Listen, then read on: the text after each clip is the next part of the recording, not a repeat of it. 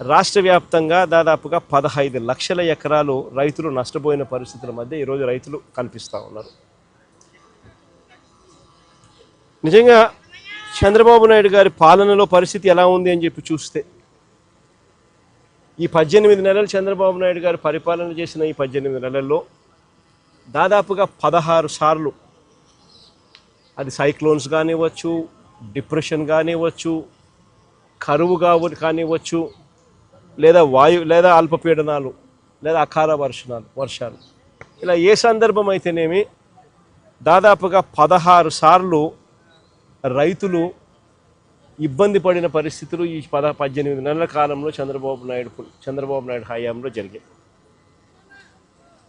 ఈ 18 నెలలుగా దాదాపుగా 16 సార్లు రైతులు ఇబ్బంది పడ్డ పరిస్థితులు ఎదురైనాయి. నేను అక్కడే అడుగుతా ఉన్నా, ఈ 18 నెలలుగా కనీసం ఏ రైతుకైనా ఒక్కసారైనా ఇన్పుట్ సబ్సిడీ అన్నా ఇచ్చారా అని అడుగుతాను. కనీసం ఏ రైతుకన్నా ఒక్కసారైనా కూడా కనీసం ఇన్సూరెన్స్ డబ్బన్నా కనీసం ఏ రైతైనా చూశాడా అని అడుగుతా ఉన్నా. కనీసం ఏ రైతుకైనా కూడా పెట్టుబడికి సహాయంగా 20,000 ఇస్తామన్నారు, అన్నదాత సుఖీభవ అని ఒక పేరు పెట్టారు. 2 ఏళ్ళకి కలిపి 40,000 ఇచ్చింది ఎంత అని చూస్తే అరకొరగా 5,000. అంటే పూర్తిగా రైతును వెన్ను విడిచారు. 40,000 ఇవ్వాల్సిన చోట 5,000 ఇచ్చారు పెట్టుబడి సహాయం కింద. 2 ఏళ్ళకి కలిపి 20,000. ఇన్పుట్ సబ్సిడీ రూపాయి రాల. ఇన్ని కలామిటీస్ జరిగిన, ఇన్ని ఇబ్బందులు పడినా చివరికి ఉచిత పంటల బీమా ద్వారా రైతులకు ఉచితంగా ఇన్సూరెన్స్ అనేది వైఎస్ఆర్సీపీ ప్రభుత్వ హయాంలో ఏ రైతు ఇబ్బంది పడుకోకుండా, ఏ రైతుకు ఏ కష్టం వచ్చినా కూడా వెంటనే ఆ రైతుకు ఉచిత పంటల బీమా ద్వారా ఇన్సూరెన్స్ సొమ్ము వచ్చేది.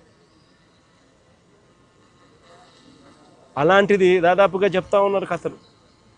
3.5 ఎకరాలు ఉంటే దాదాపుగా 70,000, 66,000 ఇన్సూరెన్స్ డబ్బులు గతంలో అందుకున్న పరిస్థితులు చెప్పుకుంటా ఉన్నారు, రైతులు గుర్తు చేసుకుంటా ఉన్నారు. అది కూడా ఈ పొద్దు రైతులకు రాకుండా పోయింది. చివరికి ఎరువులు కూడా బ్లాక్లో రైతులు కొనుక్కోవాల్సిన అధ్వానమైన పరిస్థితిలోకి ఈరోజు రైతు వెళ్ళిపోయారు. 263 రూపాయలకు దొరకాల్సిన ఎరువు యూరియా ఏకంగా 500 రూపాయలకు, 600 రూపాయలు అన్నైతే 600 రూపాయలకు కూడా కొనుక్కున్నాడు. అవసరాన్ని బట్టి బ్లాక్లో విచ్చలవిడిగా అమ్ముతా ఉన్నారు.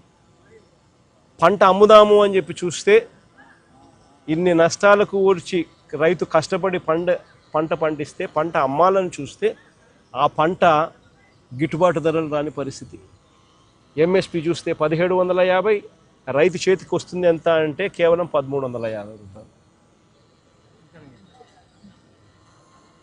ప్రతి అడుగులోనూ కూడా రైతు నష్టపోతా ఉన్న పరిస్థితి ఈ చంద్రబాబు నాయుడు గారి ప్రభుత్వంలో మనం చూసాం.